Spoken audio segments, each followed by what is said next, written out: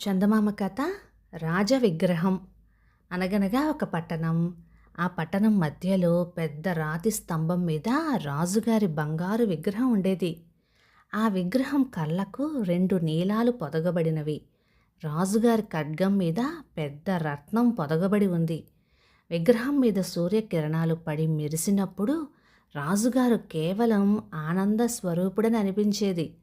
ఒకనాటి సంధ్యా సమయాన ఒక పిచ్చుక ఆ పట్టణంలో ప్రవేశించింది.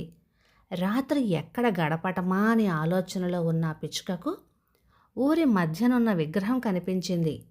ఎత్తున ఉంటే మంచి గాలి వస్తుంది, ఊరు కూడా బాగా కనిపిస్తుంది అని అనుకొని విగ్రహం పాదాల వద్ద మకాం చేసింది. పిచ్చుక కన్ను మూద్దాం అనుకునే సమయానికి ఒక పెద్ద నీటి చుక్క మీద పడింది. అది అటూ ఇటూ పారచూసింది. ఆకాశంలో మబ్బు తునకన్నా లేదు. చంద్రుడు నక్షత్రాలు కనిపిస్తూనే ఉన్నాయి. ఏమిటి చిత్రం అనుకుంటుండగా మరో పెద్ద నీటి చుక్క మీద పడింది. పిచ్చుకకు అనుమానం వేసి తల పైకెత్తి చూసింది. విగ్రహం కన్నీరు కార్చుతున్నది. ఎప్పుడూ ఆనందంగా ఉండే విగ్రహం చెంపల మీద కన్నీరు చూసి పిచ్చుకకు జాలి కలిగింది. మీరెవరు అని అన్నది పిచ్చుక. నేను దుఃఖమెరగని రాజును అన్నది విగ్రహం. మరి ఎందుకు దుఃఖిస్తున్నారు అని అన్నది పిచ్చుక. ఆ విగ్రహం జవాబిచ్చింది, నేను బ్రతికి ఉన్నన్నాళ్ళు ఎన్నడూ బాధపడలేదు. కోటలో దుఃఖానికి ప్రవేశమే లేదు. ఎంతో హాయిగా ఉండేవాణ్ణి. కోట అవతల ఏమున్నదో నేనెప్పుడూ విచారించలేదు. చచ్చిపోయాక నా విగ్రహాన్ని ఇంత ఎత్తున ప్రతిష్ఠించారు. ఇక్కడి నుంచి పట్టణంలో జరిగే సంఘటనలన్నీ కనిపిస్తున్నాయి. నా హృదయం సీసంతో పోతపోసినదే అయినా చాలా జాలి కలది. మరి ఏడవక ఏమి చెయ్యను అని అనింది. తనతో మాట్లాడుతున్నది ఒక విగ్రహం అన్న సంగతి జ్ఞాపకం వచ్చి అప్పుడు పిచ్చుక చాలా ఆశ్చర్యపడింది. అప్పుడు విగ్రహం మళ్ళీ ఇలా అనింది, దూరాన ఒక పూరింటిలో ఒక బీద కుటుంబం ఉంది. ఒక ఆమె బక్క చిక్కిన శరీరంతో పాలిపోయిన ముఖంతో గుడ్డి దీపం పెట్టుకొని కుట్టుపని చేస్తున్నది. పలుమార్లు సూది చేతి వేళ్లలో గుచ్చుకుంటున్నా ఆమె లెక్క చేయటం లేదు. పక్కన ఉన్న మంచం మీద జబ్బుపడిన బిడ్డ పడుకొని ఉన్నాడు. వాడికి ఆకలవుతోంది. నారింజ రసం ఇమ్మని తల్లిని వేధిస్తున్నాడు. పాపం, ఆమె నారింజ రసం ఎక్కడ తెస్తుంది? ఆ బాధ చూస్తే నా కన్నీరు ఆగటం లేదు. పిచ్చుక, నాకు సహాయం చేయగలవా అని అనింది ఆ విగ్రహం. ఏమిటది అన్నది పిచ్చుక. చూడు, నా కత్తిలో విలువైన రత్నం పొదగబడి ఉంది. దీన్ని ఆమెకు ఇచ్చి రావాలి. నేనా కదలలేను, చూస్తున్నావుగా. నా కాళ్లను రాతి స్తంభంలో తాపడం చేశారు. పగలంతా ఎగిరి ఎగిరి అలసిపోయాను. మళ్ళీ తెల్లవారుజామునే ఎగిరి పరదేశం పోవాలి అంది అప్పుడు పిచ్చుక. కష్టాల్లో ఉన్నవారి పట్ల సానుభూతి కావాలి అని రాజు కళ్ళనీళ్ల పర్యంతమయ్యాడు. పిచ్చుకకు నిజంగానే జాలి వేసి రాజుకి సహాయం చేయటానికి ఒప్పుకుంది. రాజు చెప్పిన ప్రకారం అది అతని ఖడ్గం మీద రత్నాన్ని ముక్కుతో కరచుకొని ఇళ్ల కప్పుల మీద నుంచి ఎగిరిపోసాగింది. చివరకు ఆ బీద ఇంటికి చేరుకుంది. కుర్రాడు బాధతో అటూ ఇటూ దొర్లుతున్నాడు. తల్లి అలసిపోయి నిద్రపోతుంది. పిచ్చుక మెల్లగా ఆమెను పక్కకు నెట్టి కుర్రవానికి తన రెక్కలతో విసరసాగింది. ఆ చల్లని గాలి హాయిగా ఉండి అతనికి చప్పున నిద్ర పట్టేసింది. పిచ్చుక రాజు దగ్గరికి వెళ్ళి జరిగిందంతా చెప్పింది. భలే, ఇంత చలిలోనూ నాకిదే హాయిగా ఉన్నట్లుంది. నిజమే, మంచి పని చేసినందువల్ల నాకు కూడా అలాగే అనిపిస్తుంది అన్నాడు రాజు. మర్నాటి ఉదయం అంత చలిలోనూ పిచ్చుక పట్టణమంతా తిరిగింది. మిగతా పిచ్చుకలు ఈ కొత్త పిచ్చుకలో ఏదో విశేషం ఉన్నట్లుగా చూశాయి. కొత్త పిచ్చుక నిజంగా గర్వపడగలిగింది కూడాను. రాత్రి చంద్రోదయం అయ్యాక పిచ్చుక రాజు దగ్గరికి వెళ్ళి, ఈ రాత్రి నేను ప్రయాణం అవుతున్నాను అంది. పిచ్చుక, ఆ దూరాన ఒక శిథిల గృహంలో ఒక యువ కవి ఉన్నాడు. అతను కాగితాల ముందు అలసిపోయి కూర్చున్నాడు. ఈ చలికి వేళ్ళు కొంకర్లు పోయి ఆకలికి తట్టుకోలేక రాయలేని స్థితిలో బాధపడుతున్నాడు అన్నాడు దుఃఖమెరగని ఆ రాజు. ఈసారి పిచ్చుక బతిమాలించుకోలేదు. సరే, ఈ రాత్రికి కూడా నీ వద్దే ఉంటాను. ఒక రత్నాన్ని ఆ యువకునికి ఇచ్చిరానా అని అడిగింది. నా దగ్గర మరి రత్నాలు లేవు కానీ నా 2 కళ్ళకు గాను 2 నీలాలు ఉన్నవి. ఒక నీలం తీసి అతనికి ఇచ్చిరా అని అన్నది విగ్రహం. మీ కంటిని తీయలేను అని పిచ్చుక ఏడవసాగింది. నేను చెప్పినట్లు చేయి పిచ్చుక అని రాజు బతిమిలాడాడు. చివరకు పిచ్చుకకు తప్పలేదు. నీలం ముక్కున కరుచుకొని పిచ్చుక ఎగిరిపోయింది. ఆ కవిగారి ఇంటికి తలుపులు లేనందువలన లోన ప్రవేశించటం కష్టం అవలేదు. కవి అలసిపోయి 2 చేతులతో ముఖం కప్పుకొని ఉండటం వల్ల పిచ్చుక వచ్చిన సంగతే తెలియలేదు. కాసేపటికి మత్తు వదిలి చూసుకునేటప్పటికి పక్కన నీలం ఉన్నది. నా రచనల్ని ప్రజలు మెచ్చుకుంటున్నారు. ఎవరో నాకీ కానుక పంపారు అనుకున్నాడు కవి. మర్నాడు పగలు పిచ్చుక ఊరల్లా తిరిగింది.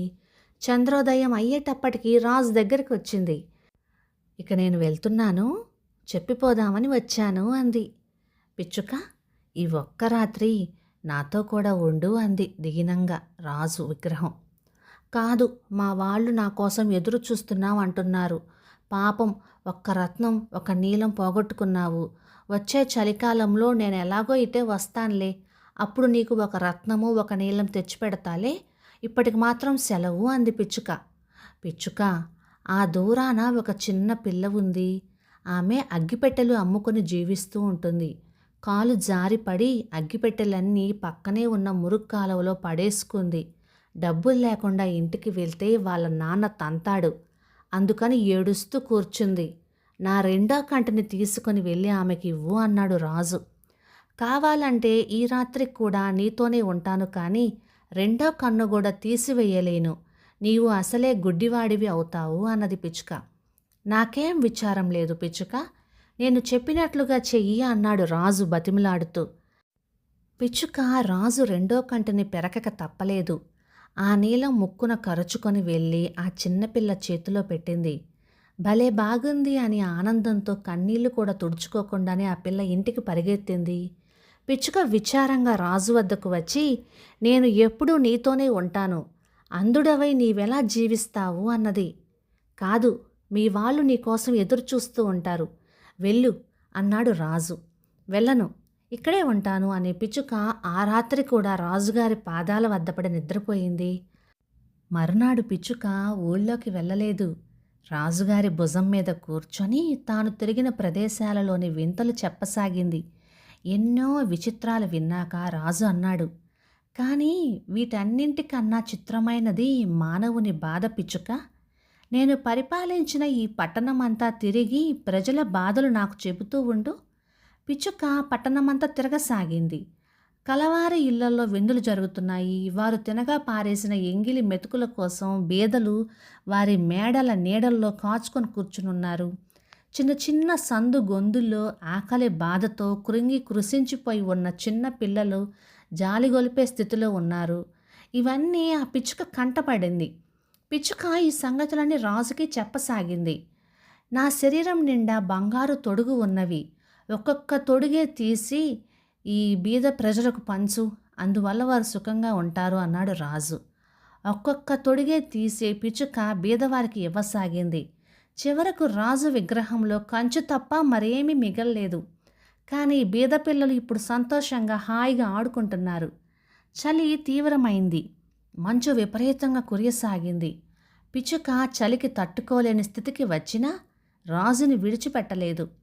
పాపం పిచ్చుక నానాటికి కృషించి మృత్యువుకి చేరువ కాసాగింది. ఇక బ్రతుకుతాననే ఆశ లేక చివరిసారి రాజు దగ్గర సెలవు తీసుకునేందుకు వచ్చి, రాజా, నేను నీ చేతిని ముద్దాడనా అని అడిగింది. చేయి కాదు, నా పెదవినే ముద్దాడు. మీ దేశం వెళ్తున్నావు కదూ అన్నాడు రాజు. లేదు, నేను ఇంకా దూర ప్రయాణమే చేయబోతున్నాను, ఇక తిరిగి రాను అన్నది పిచ్చుక. రాజు పెదవిని ముద్దాడిన పిచ్చుక చచ్చి పాదాల దగ్గర పడింది.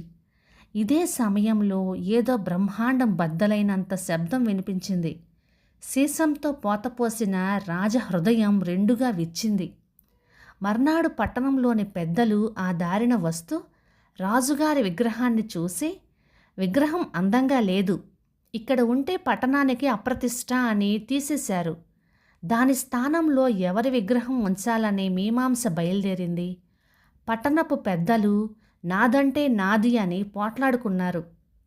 వారి పోట్లాట అప్పటికీ ఇప్పటికీ తెగలేదు. పాత విగ్రహాన్ని కరగేశారు. ఎంత మంట పెట్టినా శేషప్ప గుండె మాత్రం కరగలేదు. చివరికి విసిగి దానిని బయట పారేశారు. ఒకనాడు ఆ పట్టణంలో 2 అమూల్యమైన వస్తువుల్ని తీసుకొని రండి అన్నాడు దేవుడు. దేవదూతలు ఊరంతా తిరిగి చచ్చిన పిచ్చుకను, కరగని సీసపు గుండెను తీసుకొని వెళ్ళారు. సాటిలేని వస్తువులు తెచ్చారు అని దేవుడు వాళ్ళని మెచ్చుకున్నాడు. కథ సమాప్తం. ఇక ఈ కథ 1953 జూన్ నెల చందమామలో వచ్చింది. రచయిత డి హనుమంతరావు గారు. ఇక ఈ కథ మీకు నచ్చినట్లయితే లైక్ చేయండి, షేర్ చేయండి. ఇలాంటి మరెన్నో మంచి కథల కోసం మన ఛానల్ని సబ్స్క్రైబ్ చేయండి. Thank you.